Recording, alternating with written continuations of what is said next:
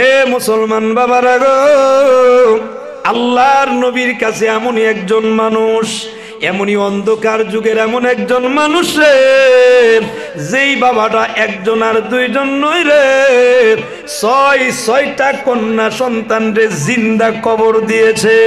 একটু জোরে বলা যাবে কি নাউজুবিল্লাহ?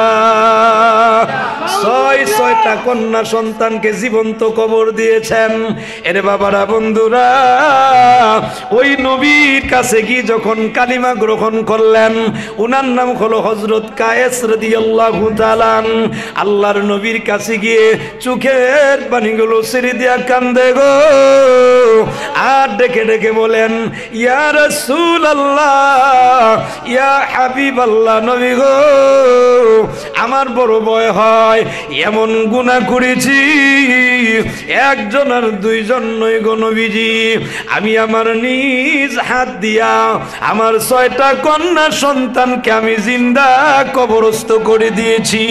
আমি আমার 6টা কন্যা সন্তানকে কূপের ভিতরে আমি ছেড়ে দিয়েছি। আমি তাদেরকে হত্যা করে ফেলেছি। ওগো নবীজি, এত বড় গুনাহ করে ফেলেছি, আল্লাহকে আমারে ক্ষমা দিবেন নাকি? আল্লাহর নবী রাহমাতুল লিল আলামিন, দয়ার নবীজি, মায়ার নবীজি চক্ষু মুবারকের পানি মুবারক ছেড়ে দিয়া কান্দেন, আর ডেকে বলেন, কায়েস রে, বর্ণনা দাও দেখি, কেমন করে তুমি তোমার কন্যা সন্তানগুলোকে জিন্দা কবরস্থ করেছ? আমি নবী একটু শুনতে চাই। ওই সাহাবী নবীর কদম মুবারকের সামনে দাঁড়ায় দাঁড়ায় তখন জবাব দেয়, বর্ণনা দেওয়া শুরু করে দেয়, আল্লাহর নবী গো, আমি আমার কন্যা সন্তানগুলোকে জিন্দা কবর দিয়েছি। আল্লাহর নবী বলেন, সাহাবীরা, তোমার কি কোনো কন্যা সন্তানের বেলায় কি হৃদয়ের ভিতরে মায়া লাগে নাই? 6টা কন্যা সন্তান জিন্দা কবর দিছ, কোন সময় কালটাতে নবীরে ফাটাইছে? খেয়াল করেন, মনোযোগ দেন। যে অন্ধকার যুগের ভিতরে আল্লাহর রসুলকে পাঠাইছেন, আল্লাহর রসুল একাকী দ্বীনের দাওয়াত দিছেন। একটু জোরে বলা যাবে কি সুবহানাল্লাহ? কত কষ্ট করছেন, কত যন্ত্রণা বুক করছেন, কিন্তু দ্বীনের দাওয়াত বন্ধ হয় নাই। কারণ রিসালাতের দায়িত্ব পালন করা লাগবে কি লাগবে না? এ বাবারা, বন্ধুরা, এবার দেখা যায় গো, উনি তখন বর্ণনা দেওয়া শুরু করে দিছেন, ইয়া রাসূলুল্লাহ, ইয়া হাবিবাল্লাহ, নবী গো, আমার ওই 6 নাম্বার কন্যা সন্তানটাকে যখন জিন্দা কবর দেই, আমি যখন নিয়ে যাব, আমার মেয়ে, আমার স্ত্রী গর্ভিতা অবস্থায়, পেটের ভিতরে সন্তান, আমি সফরে চলে গেলাম।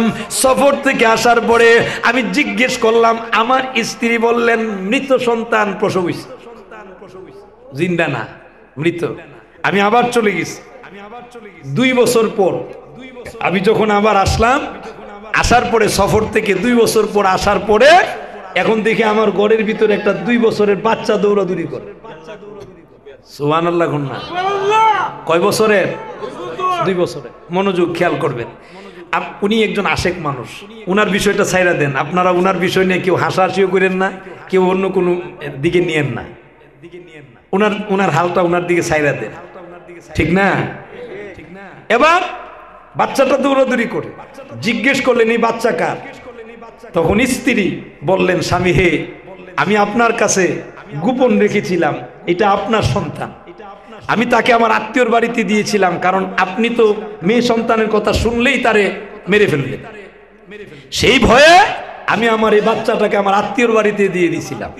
সুতরাং আপনার কাছে এখন বলে দিলাম, এই সন্তান আপনার। এখনই উনার শুরু হয়ে গেল মাথা ব্যথা। কেন?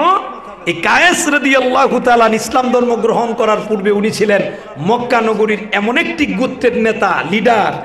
আর নেতার কন্যা, মানে এই কন্যা যদি হয়, এই কন্যারে বিবাহ দিলে মানে মেয়েদের দাম নাই, তো ইজ্জত নাই, সম্মান নাই।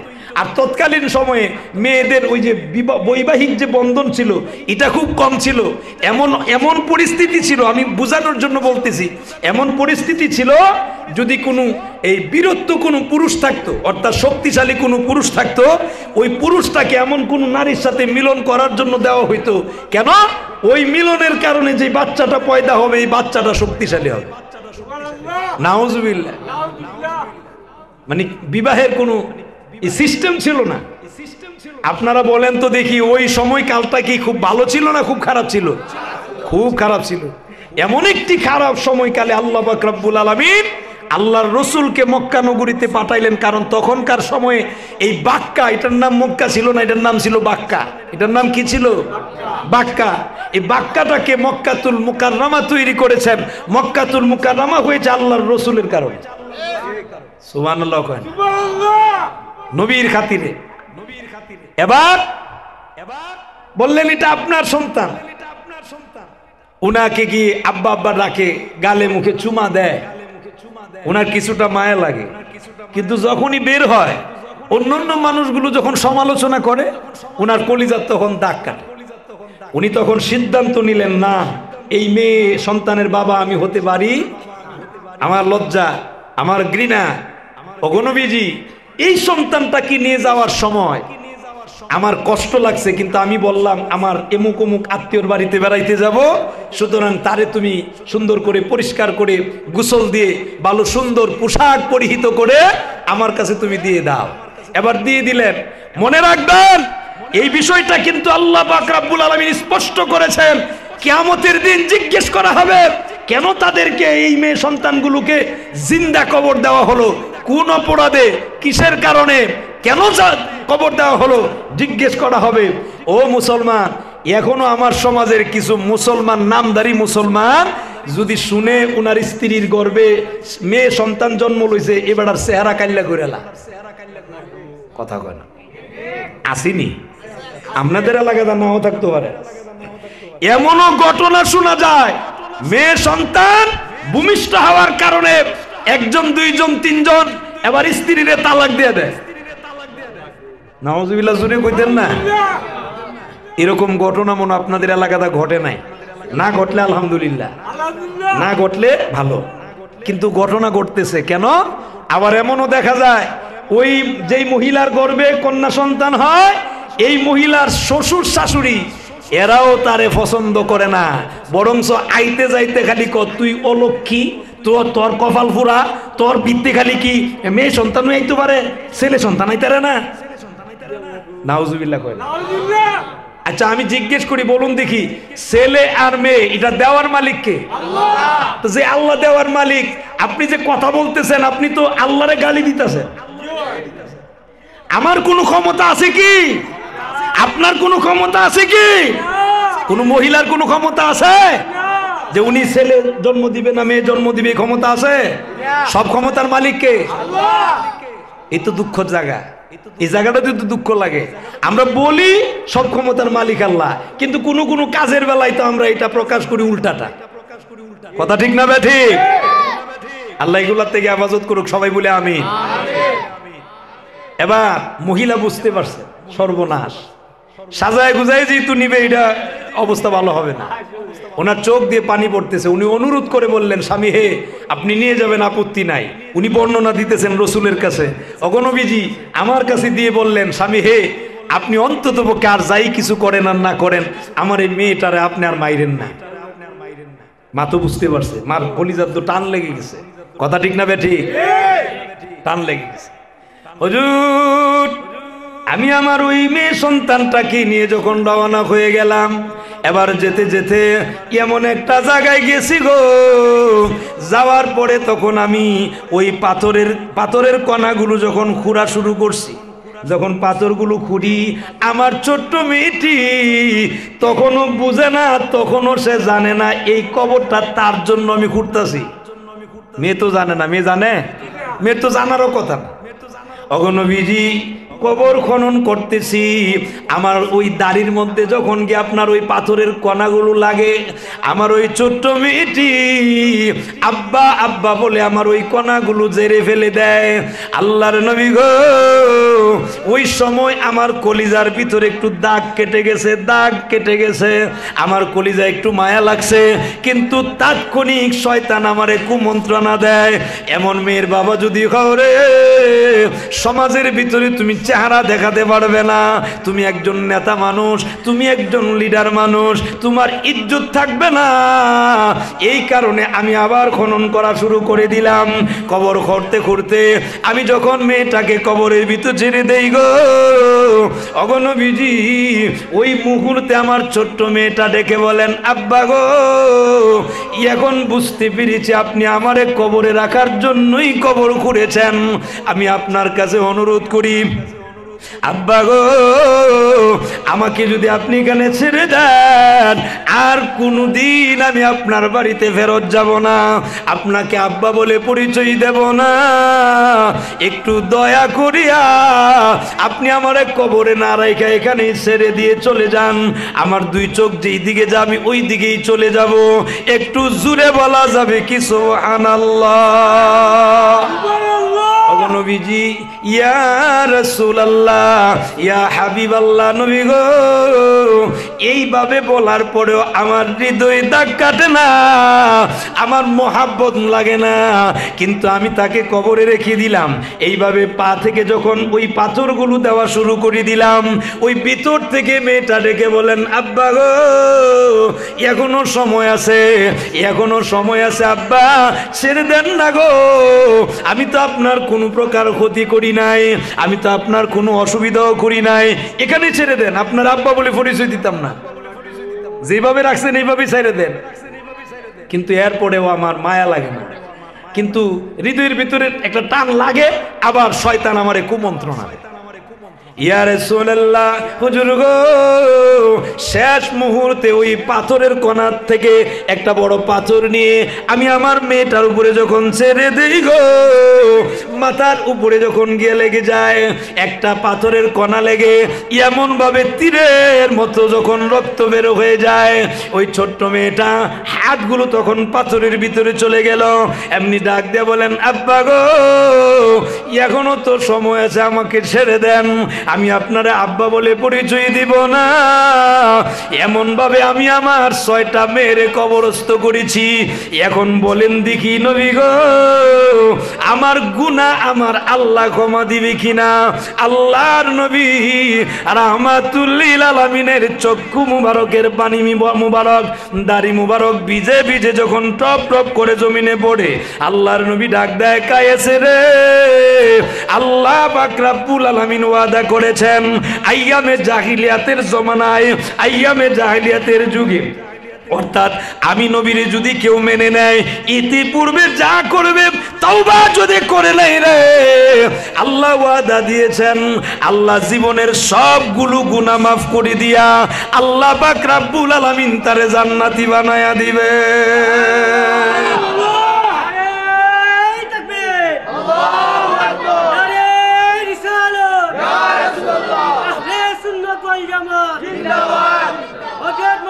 কামালউদ্দিন আনসারী সাহেব জিন্দাবাদ। এ বাবারা, বন্ধুরা, একটু অন্তরের কান লাগান না গো। যেই মাত্র এই কথাটা বললেন, ওই সাহাবীও চোখের পানিগুলো ছেড়ে দিয়া কাঁদতেছেন। আল্লাহর নবী ডেকে বলেন, সাহাবী রে, শাস্তি দেওয়ার বিধান যদি আমার কাছে থাকতো আমি তোমারে শাস্তি দিতাম, কিন্তু ঈমান গ্রহণ করেছ, ঈমানের কারণে সবগুলো জিনিস তোমাকে আল্লাহ মাফ করে দিছেন, কিন্তু এমন নির্দয় ব্যবহার তুমি করেছো। একজন আর দুইজন না রে, 6টা মেয়ে সন্তান রে তুমি কবরস্থ করেছো। এরে বাবারা, বন্ধুরা, এমন একটা সময়ে আল্লাহর নবী রাহমাতুল লিল আলামিন দ্বীনের দাওয়াত দিলেন। একটু জোরে বলা যাবে কি সুবহানাল্লাহ? এমন একটা সময় দ্বীনের দাওয়াত দিছে। বাবারা, ভাইরা আমার, শুধু কিন্তু এইটুকু নয়, আমি কোরআন থেকে আপনাদেরকে সেই কথাগুলো বলে শোনাচ্ছি। আল্লাহ পাক রব্বুল আলামিন আরেকটি সূরার নাম সূরা আন-নাহল। সূরা আন-নাহলের 58 এবং 59 এই দুইটা আয়াতের ভিতরে আল্লাহ পাক রব্বুল আলামিন আরো কিছু কথা বলেছেন। একটু জোরে কন্যা সুবহানাল্লাহ। আল্লাহ পাক রব্বুল আলামিন বলেন, وَإِذَا بُشِّرَ أَحَدُهُم بِالْأُنثَىٰ ظَلَّ وَجْهُهُ مُسْوَدًّا وجهه مسودا وهو كظيم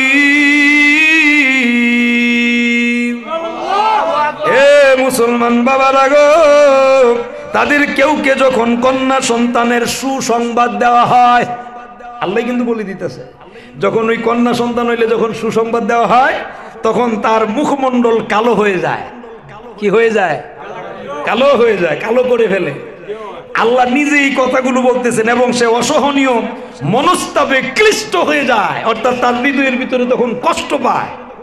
হ্যাঁ, আমার মেয়ে দিল কেরে, এরকম কিছু বাবা আসেনি? জুড়ে কন্যা আসেনি?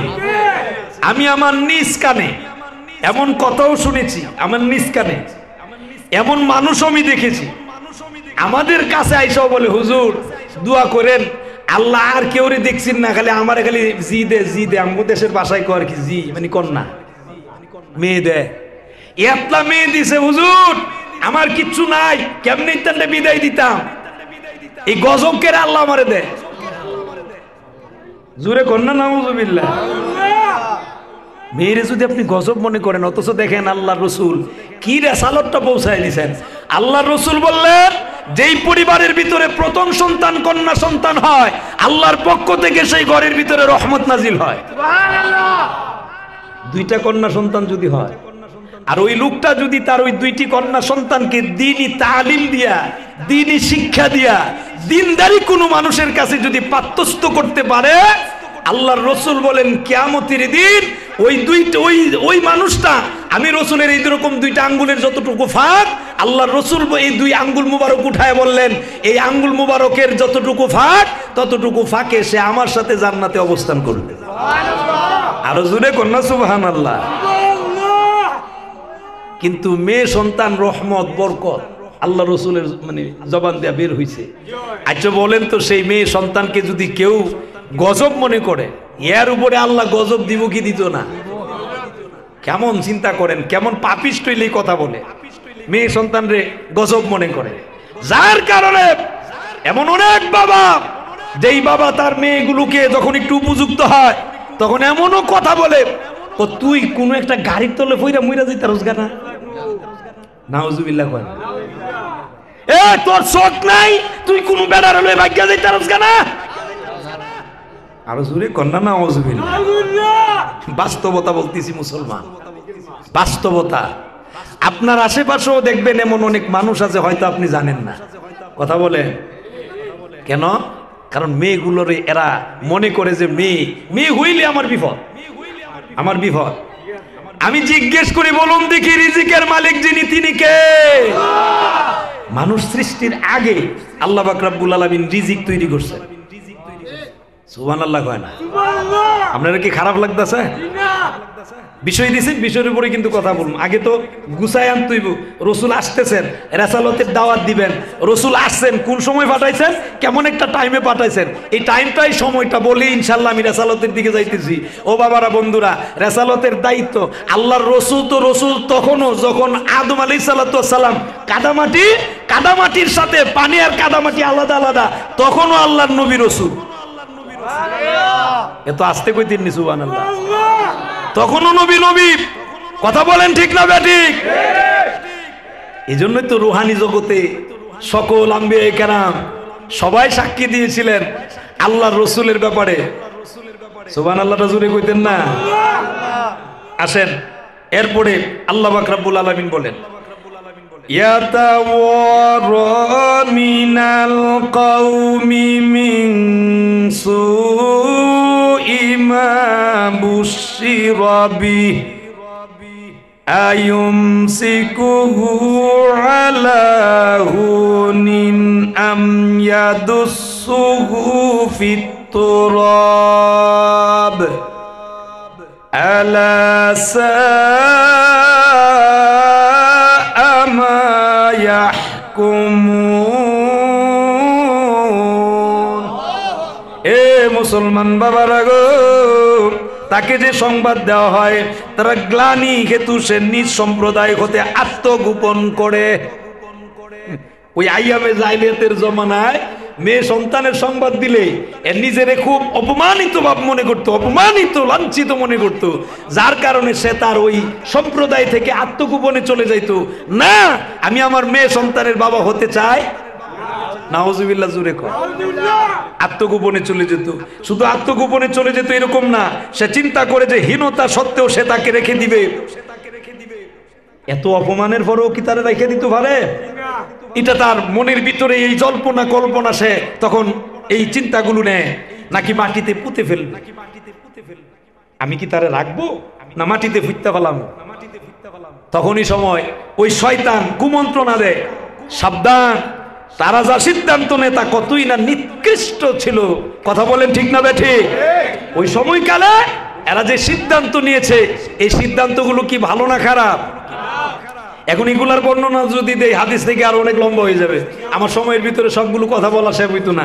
আমি অন্ততপক্ষে যে কথাগুলো আনছি, কথাগুলো যেন আপনাদেরকে শোনাইতে পারি। সম্মানিত উপস্থিতি, এই পরিস্থিতিতে আল্লাহ পাক রব্বুল আলামিন এইভাবেই আল্লাহর রসুলকে পাঠাইলেন এবং দ্বীনের দাওয়াত, রেসালাতের এই বাণী যেন পৌঁছায়া দিতে পারেন। আল্লাহর রসুল রেসালাতের দাওয়াত দিবেন, যখনই সময় রেসালাতের দাওয়াত দেয় তখনই এদের মাথা ব্যথা শুরু হয়ে গেছে। কথা বলেন ঠিক না বেঠিক? আরো জোরে কোন ঠিক না বেঠিক? সূরা মায়েদা, সূরা মায়েদার 15 এবং 16 নং আয়াতের ভিতরে আল্লাহ পাক রব্বুল আলামিন কিছু কথা বলছেন, একটু জোরে কোন সুবহানাল্লাহ। আল্লাহ বলেন, ইয়া আহলাল কিতাবি ক্বাদ জাআকুম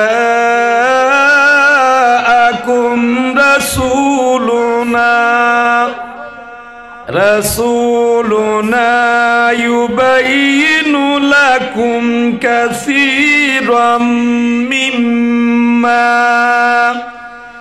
মিম্মা কুনতুম তুখফুনা মিনাল কিতাবি ওয়া ইয়াফু আন কাসীর। قد جاءكم من الله نور وكتاب مبين।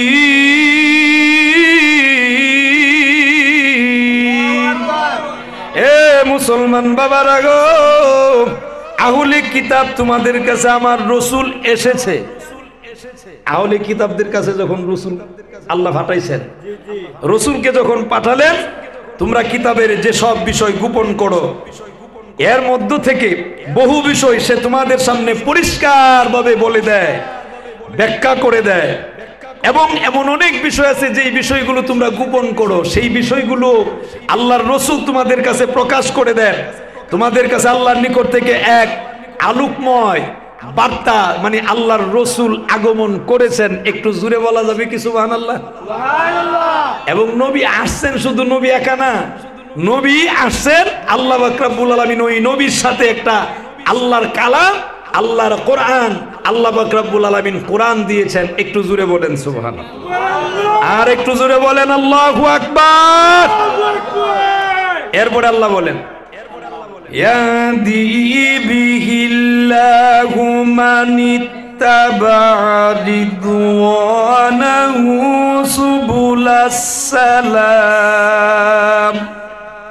সুবুলাস সালামি ওয়া ইউখরিজুহুম মিনায-যুলুমাতি ইলান-নূরি বিইذনিহি ওয়া ইয়াহদিহিম ইলা সিরাতিম মুস্তাকিম।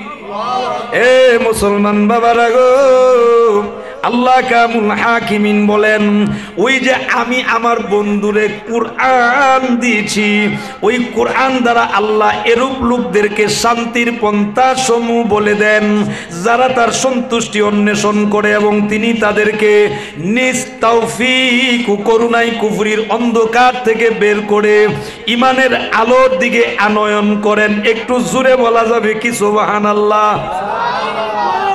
এবং তাদেরকে সরল সঠিক পথে প্রতিষ্ঠিত রাখেন। একটু আওয়াজ করে বলেন আল্লাহু আকবার। সম্মানিত উপস্থিতি, শুধু এইটুকু নয়, আল্লাহ পাক রব্বুল আলামিন আরেকটি সূরাতে আল্লাহ পাক রব্বুল আলামিন এই কথাটা ব্যক্ত করেছেন। একটু জোরে বলেন সুবহানাল্লাহ। সেই সূরার নাম সূরা মুদ্দাসির।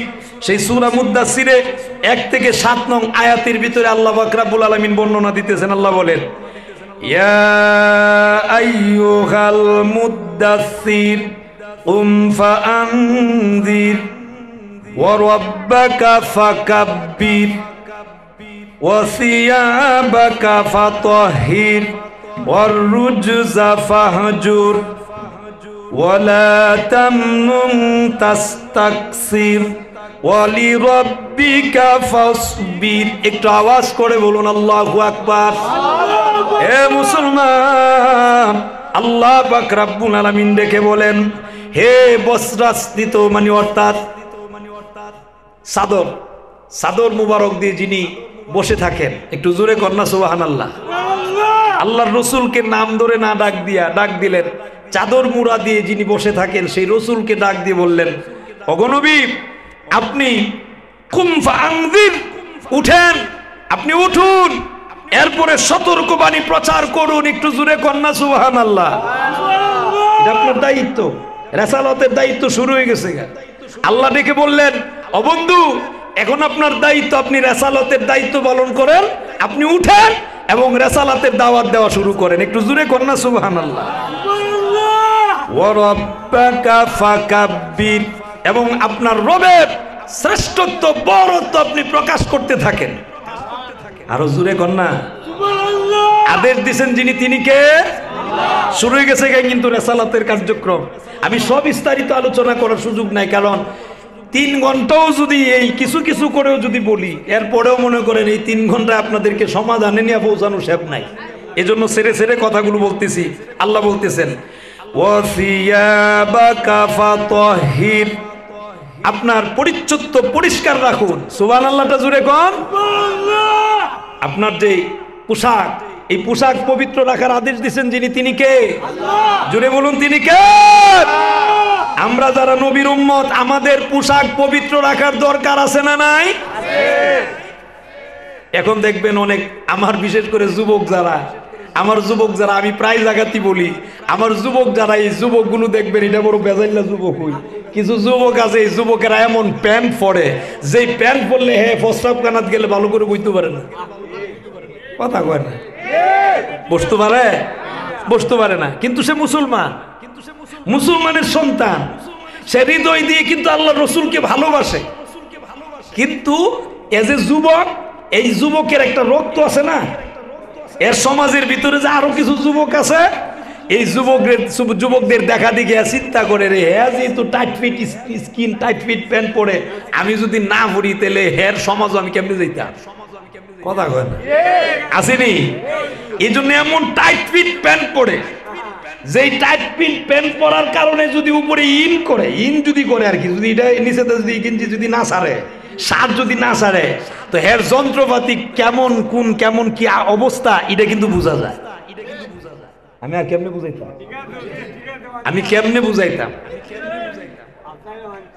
অথচ লজ্জা ইমানের বিশেষ একটা অঙ্গ, খালি অঙ্গ না, বিশেষ একটা অঙ্গ। যার কাছে লজ্জা নাই তার কাছে ইমান নাই। যার কাছে লজ্জা নাই, আপনার মনে খারাপ লাগতেছে, কারণ একটা কথা আছে, গরম ভাত যদি বিড়াল রে দেন, বিড়াল রে গরম ভাত, আপনার আবার উদাহরণ দিলে রাগ করেন না, আমি ভালোবাসি, ভালোবাসার তাগিদে বলা লাগে, গরম ভাত যদি বিলাই রে দেন, বিলাইয়ের জিহ্বা নরম না শক্ত? নরম তো সবার জিহ্বা, এরপরও জিহ্বা ব্যবধান আছে, কিন্তু গরম ভাত বিলাই রে দিলে বিলাই আর খায়া কাম পাইছি দিনা, আমার গরমটা দিছস কে, কথা কয় না, জুড়ে কর না, এই গরম দিলে হবে না। আমার মুসলমান শোনেন, এই বিশেষ একটি অঙ্গ হলো লজ্জা ইমানের। সুতরাং লজ্জা থাকা দরকার আছে না নাই? লজ্জা থাকা দরকার, 1 2। আবার দেখবেন এমন কিছু পোশাক নারীরাও পরে, নারী কিন্তু সে হাই সোসাইটির, আমাদের দেশে যাকে বলা হয় হাই সোসাইটি, এল হয় লন্ডন না হয় আমেরিকান, না হয় ইটালিয়ান, না হয় ফ্রান্সি, এইরকম হাই সোসাইটিতে থাকে। আর এই হাই সোসাইটিতে থাকতে থাকতে এমন পোশাক ফিন্দে, এটা বাংলাদেশ হয় যখন এই পোশাক কিনতা আপনাদের এই কি জানি কি মার্কেট বলে জানি, আলহামরা মার্কেট আছে না নেই? জিন্দা বাজারের আলহামরা মার্কেট, এই জিন্দা বাজারের কোন কোন মার্কেটের ভিতরে যখন গিয়ে ঢুকে এরপরে দেখেন কিছু শয়তান না চোখ আছে না, আসেনি শয়তান না চোখ, এ চোখ কসাল দেয়ার করে কি যাইতা জায়গা রে, নাউজুবিল্লাহ কয় না, জোরে কর না নাউজুবিল্লাহ। শিক্ষার জন্য বলি, মনোযোগ দেন। ইমানদারদের চোখ থাকবে নিম্নগামী। কোনগামী? নিম্নগামী, নিচের দিকে থাকবে। কথা কি আমার না আল্লাহর? আমি আয়াত বলার সুযোগ নাই, কারণ আয়াত বলতে গেলে সময় বের হইতাম না। কথাটা শুধু এটুকু বলতেছি, মনোযোগ দিবেন, খেয়াল করবেন। এখন একজন মুসলমানের সন্তান এমন পোশাক পরিহিত পড়তো, ছেলে হোক মেয়ে হোক, যেই পোশাক পরলে তার কষ্ট হয় না। তার কি হয় না? আবার এমন কিছু ফুলাভাইনো আছে, বড় আফসোস, বড় দুঃখের বিষয়, এমন কতগুলো ফুলাভাইনো আছে, হে তো লম্বা পোশাক পরে না, হাফ প্যান্ট পিনদে। এর বয়স 27, এর বয়স 28, এর বয়স 30, কথা কয় না, এ জুরে কোন আসিনি? কি পরে? খালি হাফ প্যান্ট পরে এইটুকু না, এর বাবার কিছু পয়সা আছে, আর এর বাবার এই পয়সা কেমনে ব্যয় করতো, হ্যাঁ বড় দামি 3.5 লাখ টাকা দিয়া, 5 লাখ টাকা দিয়া মোটর সাইকেল কিনিনি। আর এটার মধ্যে বউল হাফ প্যান্ট পিন্দা, এই হাফ প্যান্ট পিন্দা হ্যাঁ যে যা বালা বুঝাইতাছে, হ্যাঁ যে না কি না জানি হইছে, আসেনি? আমি অনুরোধ করে বলি, যুবকরা তোমরা আমার কলিজার টুকরা, আমার রসুল যুবকদেরকে বেশি ভালোবাসেন, সুবহানাল্লাহটা জোরে। আমরা নবীর উম্মত হিসাবে আমরা যুবকদেরকে ভালোবাসি, বেশি ভালোবাসি। আবার বৃদ্ধ যারা, এরা যদি মনে মনে করে তাহলে আমরা মনে ভালোবাসে না, না অবশ্যই ভালোবাসি, শ্রদ্ধা করি, মহব্বত করি, আমাদের শ্রদ্ধার পাত্র। কথা ঠিক না বেঠি? এই যুবক, আজকের যুবক আগামী দিনের ভবিষ্যৎ। আজকের যুবক তুমি আগামী দিনের লিড দিবে সমাজের, তুমি সমাজের নেতৃত্ব দিবে। তোমার চরিত্রটা আল্লাহর রাসূলের চরিত্রের রঙে রঙিন করা উচিত। কথা বলেন ঠিক না বেঠিক? নারে তাকবীর, আল্লাহু আকবার, নারে রিসালাত, ইয়া রাসূলুল্লাহ, আহলে সুন্নাত ওয়াল জামাত জিন্দাবাদ, জিন্দাবাদ। সম্মানিত উপস্থিতি, জি আমি আরো লম্বা অনেক কথা বলা আছে, আমি ইনশাআল্লাহ চেষ্টা করব এই কথাগুলো বলার। সময় মোটামুটি অনেক হয়ে গেছে। আপনাদের কাছে এই মাহফিলটা 3য় বার্ষিক না? 3য় বার্ষিক। এই কথাগুলো বলে ইনশাআল্লাহ আমি কথা বলবো।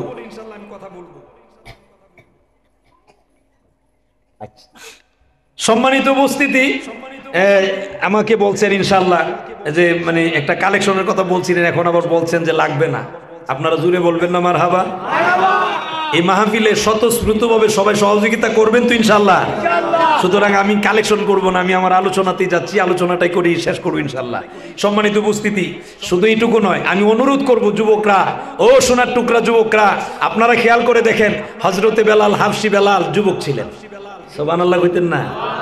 খলিফাতুল মুসলিমিন ওমর ফারুক যুবক ছিলেন, আবু বকর সিদ্দিক রাদিয়াল্লাহু তাআলা যুবক ছিলেন, হযরত আলী কারামাল্লাহু ওয়াজহাহু কিশোর ছিলেন, যুবক নয়। 10 বছর কালে উনি ইসলাম ধর্ম গ্রহণ করছেন। আর জোরে কইতেন না সুবহানাল্লাহ? নবীর জন্য কি ভালোবাসা ছিল, কলিজা ভরা ভালোবাসা। এই কথাটা মনে পড়ছে, কইলাম নি? কইতাম নি? কথাটা মনে পড়ছে, এই জন্য বলার ইচ্ছা পোষণ করছি। যদি আপনারা অনুমতি দেন তাহলে বলি। হযরত আলীর কথা মনে পড়ছে। হযরত আলী রাদিয়াল্লাহু তাআলা উনি ইসলাম ধর্ম গ্রহণ করছেন। আহারে কেমন এক নবীর পরিবারের, নবী পরিবারের লোক। মারহাবা কোন? মারহাবা। আরো জোরে কোন না মারহাবা? মারহাবা। আবু তালিব, যে আবু তালিব আল্লাহর রাসূলকে এত মায়া করছেন, মহব্বত করছেন, কিন্তু ঈমান না আনার কারণে এত মায়া, এত মহব্বতের পরেও আল্লাহর তৈরি জান্নাত পাবে না। কথা কয় না? জুড়ে কম পাবে না। সেই আবু তালিবের সন্তান হযরত আলী রাদিয়াল্লাহু তাআলা সে আলী রাদিয়াল্লাহু তাআলা উনি যখন ইসলাম গ্রহণ করলেন, মাঝে মাঝে ওনার ফেটটারে মাটির মধ্যে দিয়া শুয়ে থাকতেন। কেন জানেন? ওনাকে বলা হতো আবু তুরাব, মাটির পিতা। মারামা কয় না, আবু তুরাব মাটির পিতা, কারণ ওই মাটিতে পড়ে থাকতেন। পেটের খিদা, আল্লাহর রসুলের চুলায় আগুন জ্বললে খাইতো, না জ্বললে খাইতো না। একটু জোরে বলা যাবে সুবহানাল্লাহ? এ আমার সোনার টুকরা যুবকেরা, এই যুবকগুলোর দ্বারাই আগামী দিনের সমাজ পরিবর্তনের বিপ্লব ঘটবে। কথা বলেন ঠিক না বেটি? যুগ জমানা পাল্টে দিতে চাই না হাজার জন, একজনই আনতে পারে জাতির জাগরণ। কথা বলেন ঠিক না বেটি? আপনি নিয়ত করেন না, আপনি একজন যুবক নিয়ত করেন না আমি আমার সমাজ পরিবর্তন করতে চাই। আপনি যদি একটু বিপ্লব ঘটাতে চান, আপনি নিয়ত করেন, এই নিয়তের উপর আপনি চলা শুরু করেন, ইনশাআল্লাহ যেই ব্যবস্থাটা করে দিবেন যিনি, তিনি কে? জোরে বলুন, তিনি কে? সে আল্লাহ আসেনি? আলী। রসুল যখন হিজরত করবেন, হিজরতের সময় দারুন নাদুয়া নামক একটা বৈঠকখানা হয় মদিনা, মক্কাতুল মুকাররমায় দারুন নাদুয়ার একটা বৈঠকখানা হয়। আর সেই বৈঠকখানার ভিতরে মক্কা নগরীর যত লিডার পারসন আছে তারা গিয়ে সবাই বৈশা পরামর্শ করে। আল্লাহর রসুলের ব্যাপারে যখন রসুল কালিমার দাওয়াত দেওয়া শুরু করলেন, দিকে দিকে মানুষ যখন আইসা কালিমা পড়া শুরু করতেছে, সুবহানাল্লাহটা জোরে কোন। এইভাবে যখন কালিমা পড়া শুরু করছে, এরা চিন্তা করতেছে কিরে বিপদ বাইরে গেছে, এখন কি করুন যায়? তারে লুপ দেখাও। আবু তালিবের মাধ্যমে লুপ দেখালেন। কিসের লুপ? ধন সম্পদের লোভ, নারীর লোভ, এই সমস্ত নেতার লোভ সব দেখাইছেন। কিন্তু আল্লাহর রসুল বলছেন, এক বাক্যে জবাব দিয়েছেন, আমাকে এগুলা দেওয়া লোভ দেখালে লাভ হবে না, কারণ আমি আদিষ্ট হয়েছি মহান আল্লাহর পক্ষ থেকে। ওই যে কথাটা আল্লাহ বলছেন, অগনবী আপনি উঠেন, আপনি দ্বীনের প্রচার করেন। সুবহানাল্লাহটা জোরে কর। আল্লাহর হুকুম পালন করতেছেনি, শুরু হয়েছে ওনার উপরে নির্যাতন। এই দিক দিয়ে আমি ওই সবগুলো কথা বলার সুযোগ হবে না। আলী রাদিয়াল্লাহু নবীর একজন সাহাবী, এখন আল্লাহ নির্দেশ দিছেন আপনি যেতে হবে। আল্লাহর রসুলকে যখন আগে জানাই দিছেন, এরা কেমন ষড়যন্ত্রটা করছে, দারুন নাদুয়া নামক বৈঠকখানার ভিতরে আবু জেহেল বড় বড় লিডাররা যখন গিয়ে বসছেন, এই দিক দিয়া অনেক দূর থেকে একজন দরবেশ মানুষ আসছেন। দরবেশ সুরতটা মানুষের, কিন্তু যিনি আসছেন দরবেশ সাজ্জা, উনি দরবেশ না, উনি হলেন ইবলিশ। উনি কেডা? তাফসীর ইবনে কাসিরের মধ্যে উল্লেখ করা হয়, সেই দরবেশের রূপ ধরে যিনি আসছেন উনি হলেন ইবলিশ। উনি আয়েশা দরজার মধ্যে দাঁড়াইছেন, না দারুন নাদুয়ার বৈঠকখানার দরজার মধ্যে আয়েশা দাঁড়াইছেন। পরে আবু জেহেল জিজ্ঞেস করেন, আপনি কে? উনি বললেন, আমি আপনাদের শুভাকাঙ্ক্ষী, আমি আপনারা যা চান আমিও তা চাই। মানে আপনাদের মতের সাথে আমার মত আছে, আমি শুনতে পেয়েছি, সেজন্য আমি অনেক দূর থেকে এসেছি আপনাদেরকে কিছু পরামর্শ দেওয়ার জন্য। কত ঠিক আছে, আপনি বসেন। ওনার একটা ভালো চেয়ার দিছেন, ওই চেয়ারে বসছেন। আচ্ছা বলেন, যেখানে ইবলিশ শয়তান আছে এই জায়গার মধ্যে কি ভালো কোনো পরামর্শ হইব? শয়তান যেন আছে তো শয়তান না পরামর্শ হইব, ঠিক না বে ঠিক? আপনারা কি খারাপ লাগতেছে? এবার বলা হলো আল্লাহর রসুলের ব্যাপারে তিনটা পরামর্শ করলেন। একজন প্রস্তাব দিলেন, আমরা আব্দুল্লাহর ছেলে মুহাম্মদ আমরা সকলে পড়ি সাল্লাল্লাহু আলাইহি ওয়াসাল্লাম, উনাকে আমরা একটা ঘরের ভিতরে উনাকে আমরা আটকায় রাখবো জিনজল দিয়া। কি দিয়া? জিনজল দিয়া। যেই প্রস্তাব দিছেন ইবলিশ শয়তান বলতেছেন, না এই প্রস্তাব আমার মনোভূত হয় নাই, জিনজল দিয়া না, এর চাইতে ভালো কোনো জিনিস দিয়া ও যদি উনারা আটকায়, এই সংবাদ উনার যারা মানে বন্ধু, উনার যারা সহযোগী, উনার যারা সাহাবী, এদের কাছে পৌঁছায় যাবে, আর এরা আন্দোলন করে তারে ছুটাই লই যাব। এটা আমার কাছে গ্রহণযোগ্য হইছে না। দুই নাম্বার প্রস্তাব আরেকজনে দিতেছে, তাইলে একটা কাজ করি, উনারা আমরা আমাদের এই মক্কা নগরী থেকে বের করে দেই, উনি যেখানে মনে চায় ওখানে চলে যাক, উনি গেলে গাই তো আমাদের আপদ বিদায় হয়ে গেলে আমাদের আর কোনো সমস্যা। ইবলিশ শয়তান তখনও বাধা দিছে, না এটা আমার কাছে মনোভূত হইছে না, এই প্রস্তাব আমার কাছে গ্রহণযোগ্য হইছে না। বলে কেন? কারণ হলো, যদি এখানে উনাকে যদি মক্কা থেকে বিদায় করে দেন, উনি যেই জায়গার মধ্যে যাবে ওই জায়গার মধ্যে গিয়া উনার যে সুন্দর ভাষা, এই সুন্দর ভাষা দিয়া মানুষগুলো উনার কাছে চলে যাবে, দলে দলে আস্তে আস্তে উনার দল বড় হয়ে যাবে, তখন উনি মক্কা নগরীতে আক্রমণ করে তোমাদেরকে বিতাড়িত করে দিবে। এই প্রস্তাবও যখন গ্রহণ হয়েছে না, এখন আবু জেহেল বললেন তাইলে আমার একটা প্রস্তাব আছে। শেষ 3 নাম্বার প্রস্তাব দিতেছেন আবু জেহেল। আবু জেহেল বলতেছে আমার প্রস্তাব হলো আমরা একটা কাজ করব, আমাদের মক্কা নগরীর প্রত্যেকটা গোত্র থেকে, প্রত্যেকটা গোত্রের এক একজন পরিবার থেকে এক একজন যুবক, এক একজন যুবক নওজোয়ান টকবগে যারা যোদ্ধা, এরকম যুবক দিয়া আমরা উনাকে রাত্রিবেলাতে উনার হুজরাখানার চতুর্দিকে ঘেরাও করে উনাকে আমরা কতল করে দিব। যদি আমরা কতল করে দেই আমাদের 2টা লাভ। 1 নাম্বার লাভ হলো গোষ্ঠী প্রত্যেক গোত্রের যেহেতু যুবকেরা হত্যা করবে, উনারা আমাদের বিরুদ্ধে যুদ্ধ করতে পারবে না, কুরাইশ উনারা আমাদের বিরুদ্ধে যুদ্ধ করতে পারবে না 1 নাম্বার। 2 নাম্বার, উনারা যেহেতু যুদ্ধ করতে পারবে না, কতলের বদলা যেই জিনিসটা চাইবে সেটা আমরা সকলে সম্মিলিতভাবে 100 উট দিয়া দিলে আমাদের হত্যাটাও হয়ে গেল, আমাদের শত্রুও চলে গেল, আমরাও বেঁচে গেলাম। এখন এটা আমার প্রস্তাব। এমনি ইবলিস শয়তান হাত উঠায় বলেন এই প্রস্তাবটা আমার কাছে বড় ভালো লাগছে। জুরে কন্যা নাউজুবিল্লাহ প্রস্তাব দিছেন। আচ্ছা বলেন তো, আল্লাহ পাক রব্বুল আলামিন যদি চায় উনারে রক্ষা করতো, এরা পারবনি? পারবো? এই সংবাদ রাসূলকে জানাই দিছেন, নবী গো আপনি রেডি থাকেন। আর আবু বকর সিদ্দিক কিন্তু আগেই বলছিলেন, সুবহানাল্লাহটা জুরে কর। আমার ছোট্ট কথাটা বলা উদ্দেশ্য, আলীকে বললেন আল্লাহর রাসূল, আলী আমি তো চলে যাব, তুমি আমার বিছানায় ঘুমাইবা, সবুজ যে চাদর আছে এই চাদর দিয়ে, ইয়েমেনি চাদর দিয়ে তুমি ঘুমাইবা, আমি রাসূলের চাদর দিয়ে তুমি ঘুমাইবা। মারহাবা কইতেন না?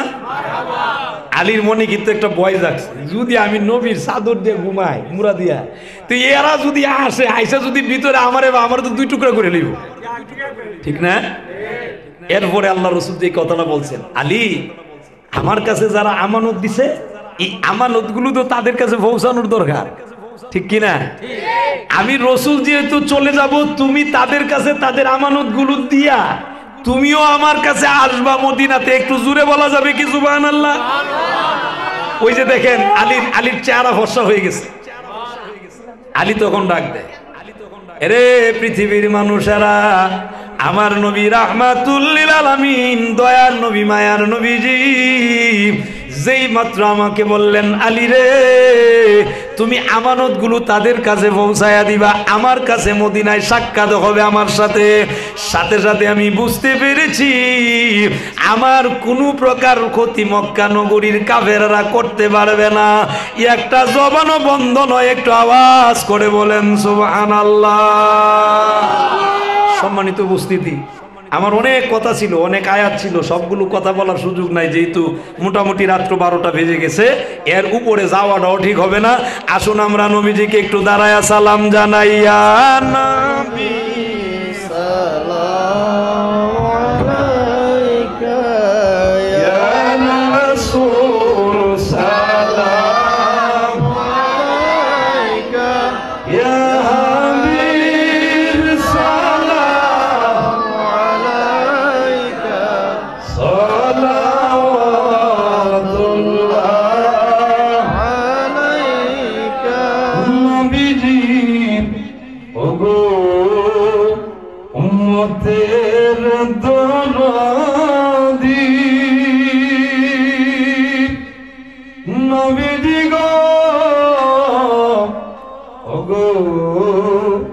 মায়ার নবীজি আমার, আমরা কি মদিনা যাব না? দিন রাত একই বাসনা, কোন পথে হব রওয়ানা, বলে দেন শাহে মদিনা। সালাম আলাইকা ইয়া রাসূল, সালাম আলাইকা ইয়া হাবিব, সালাম আলাইকা সালাওয়াতুল্লাহ আলাইকা। বালাগাল মাওলা বিকামালিহি كشف الدجى بجماله حسنت جميع خصاله صلوا عليه وآله أستغفر الله ربي من كل ذنب وأتوب إليه لا حول ولا قوة إلا بالله العلي العظيم توبوا إلى الله توبة نصوحا أستغفر الله إن الله غفور رحيم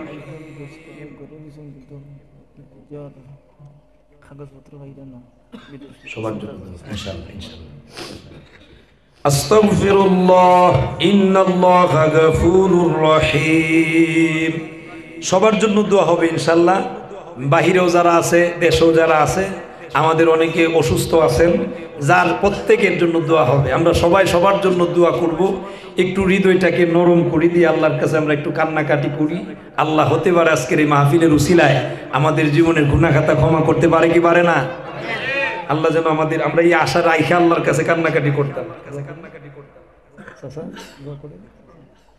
আল্লাহুম্মা আমিন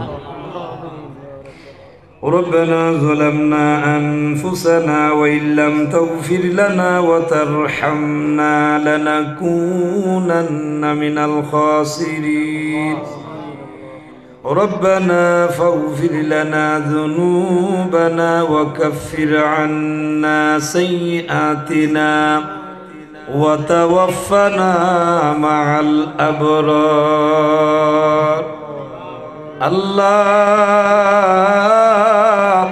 রাত্র 12টা হয়ে গেছে গো মাওলা এই গভীর রাত্রিতেও তোমার মায়ার বান্দারা দীর্ঘ সময় ধরে বসে রয়েছে গো মাওলা এরে মাওলা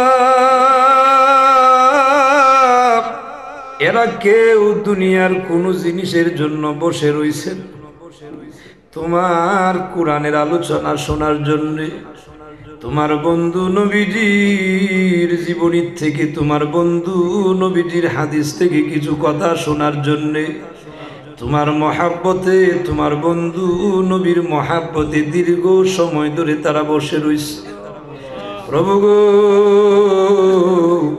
এখন তারা সকলে আমরা সকলেই মিলে আপনার দরবারে দুইটা হাত বাড়ায়া দিস আল্লাহ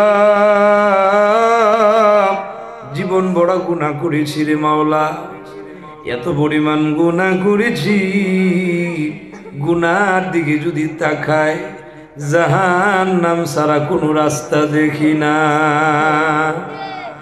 আর যেটুকু নেক করেছি প্রভু গো নেকের দিকে যদি তাকায় এই নেক দিয়া জান্নাতের আশা করতে পারি না কিন্তু আপনি আল্লাহ ঘোষণা দিয়েছেন লা তাকনাতু মির রাহমাতিল্লাহ প্রভু আপনার কথার উপরে বিশ্বাস স্থাপন করে আপনি মনিবের দরবারে আশা লইয়া আমরা গুনাহগার দুইটা হাত বাড়ায়া দিলাম যত গুনাহ করেছি প্রভু হে সব গুনাহগুলো গাঁঠুরে বেঁধেছি আমাদের तमाम জীবনের গুনাহ খাতাগুলোরে মাফ করে দিন আল্লাহ সওয়াব যাহা মঞ্জুর করেছেন লক্ষ কোটি কোটি গুণ বাড়ায়া উম্মতের দরদি রাহমাতুল লিল আলামিনের রওজা মুবারকে সোনার মদিনায় সবুজ গম্বুজের নিচে কবুল আর মঞ্জুর করিয়া নিন আল্লাহ ও মায়ার আল্লাহ গো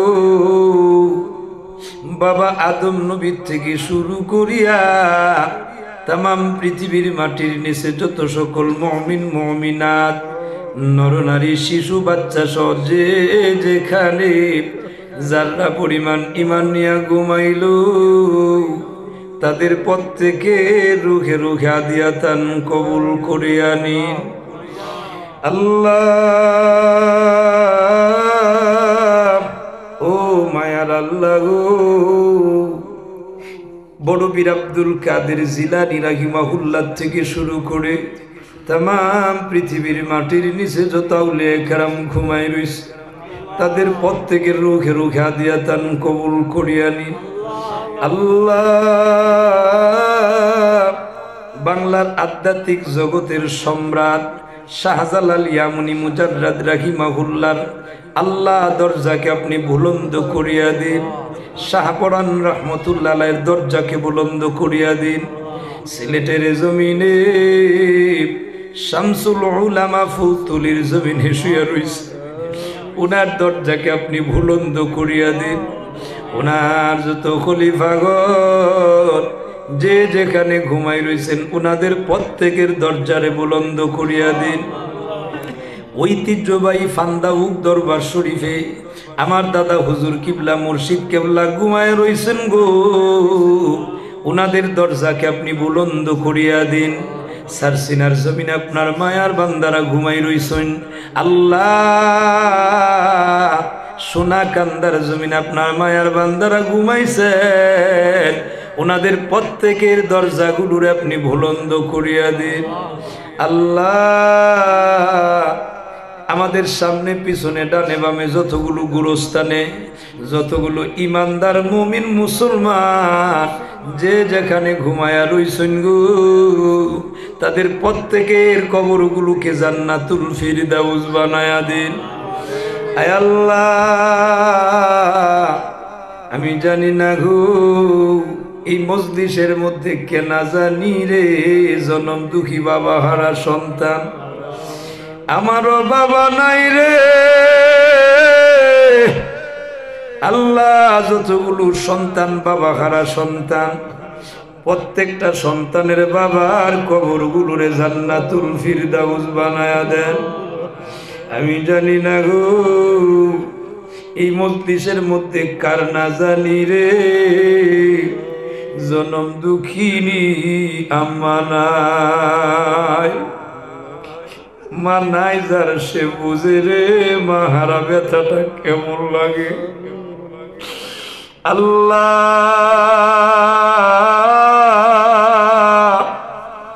যতগুলো মানুষের মা নাই গো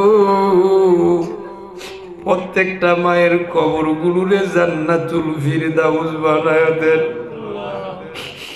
আল্লাহ আল্লাহ আল্লাহ।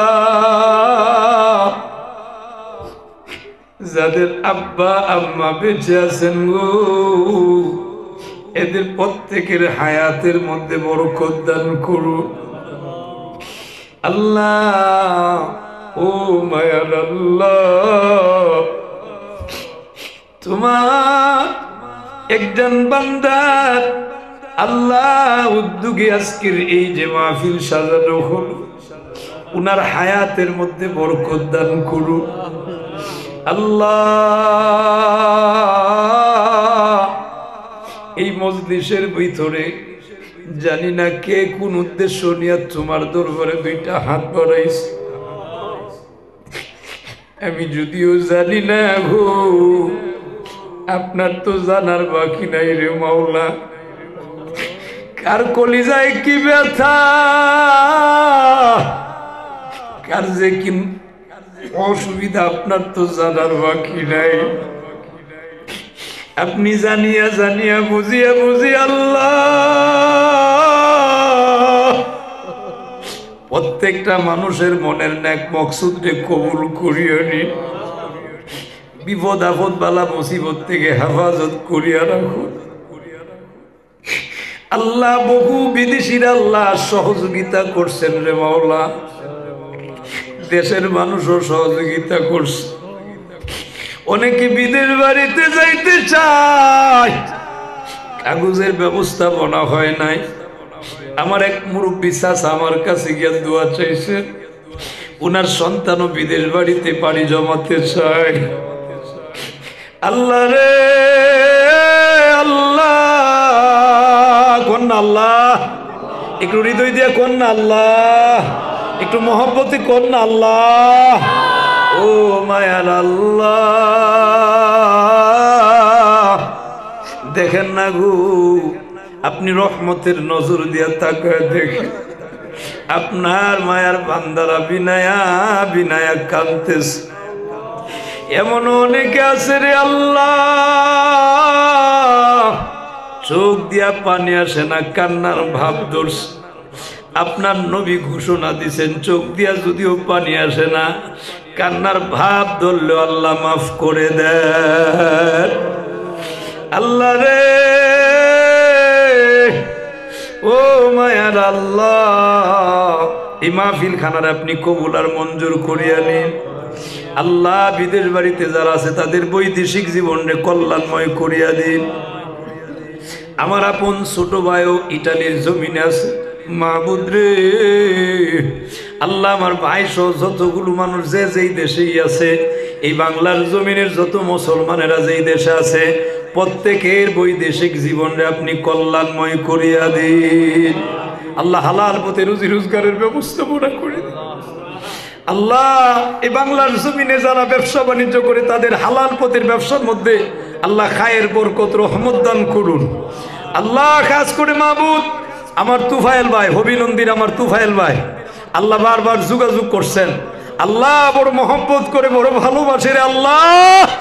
আল্লাহ, আমার হবিনন্দির আল্লাহ মাহফিলের একজন সভাপতি, আল্লাহ আমার চাচা, ওর মহব্বত করেন, মায়া করেন, আর সবাই মায়া করে। আল্লাহ, কয়জনের নাম বলতাম, কয়জনের নাম না বলতাম। আল্লাহ, আমার মিনহাজ ভাই, আল্লাহ বড় দৌড়াদৌড়ি করতেছেন এই মাহফিলে সাজাইতে যায়। আল্লাহ, যে যেইভাবে কষ্ট করছে, টাকা দিয়া, পয়সা দিয়া, বুদ্ধি দিয়া, শ্রম দিয়া, আল্লাহ প্রত্যেকের পরিশ্রমটা আপনি কবুল আর মঞ্জুর করেন। আল্লাহ, প্রত্যেকের দানগুলোরে আপনি কবুল আর মঞ্জুর করেন। যে যেইভাবে যেই নিয়তে আল্লাহ আল্লাহ দিছেন, প্রত্যেকের মনের নেক বকসুদরে কবুল করে দেন। আল্লাহ, আমার গাজার মুসলমানদের উপরে খাস রহমত নাজিল করেন, ফিলিস্তিনের মুসলমানদের উপরে খাস রহমত নাজিল করেন। আল্লাহ, আল্লাহ আমার এই সোনার টুকরা যুবক যারা আছে, আল্লাহ এই যুবকগুলোরে আপনি আপনার আপনার নবীর, আপনার বন্ধুর সৈনিক হিসাবে কবুল করে দেন। আল্লাহ, এক একজন যুবককে মাআজ আর মুআউজের মতো কবুল করে দেন। আল্লাহ, মরে যাব দুঃখ নাই, মৌতের আগে আগে মক্কা মদিনা জিয়ারত করে, মক্কা মদিনা না নিয়ে কবরে ডাক দিয়েন না। আল্লাহ, সর্বোপরি আল্লাহ, ওনারা অনেক আয়োজন করছেন, খেদমত করছেন, প্রত্যেক আয়োজন খেদমত সবগুলোরে আপনি কবুল করেন, সবগুলোরে কবুল করেন। আল্লাহ, রব্বানা তাকাব্বাল মিন্না ইন্নাকা আনতাস সামিউল আলিম ওয়া তুব আলাইনা ইন্নাকা আনতাত তাওয়াবুর রহিম।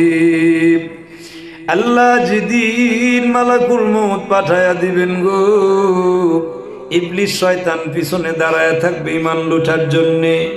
আপনার বন্ধু নবীজির নূরানি চেহারায় আনোয়ার আমাদের প্রত্যেকের চোখের সামনে তুলে ধরিয়া জবানে জারি করে দিয়েন মধুর কালিমা লা ইলাহা ইল্লাল্লাহু মুহাম্মাদুর রাসূল সাল্লাল্লাহু আলাইহি ওয়াসাল্লাম। ওয়াসসালামু আলাইকুম ওয়া রাহমাতুল্লাহি ওয়া বারাকাতুহু।